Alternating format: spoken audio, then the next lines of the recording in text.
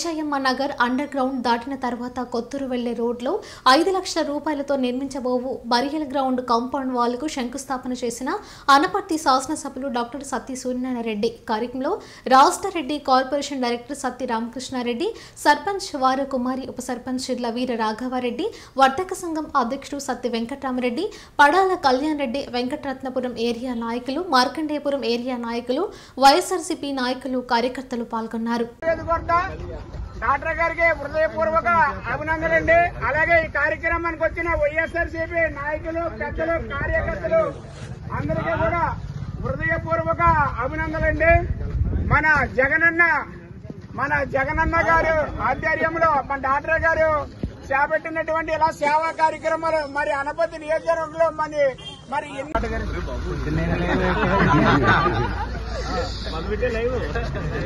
Janasena seat చెప్తారండి బాబు. ఖర్చులు ఆరుగారు పెట్టాలి. ఎవరెడతారు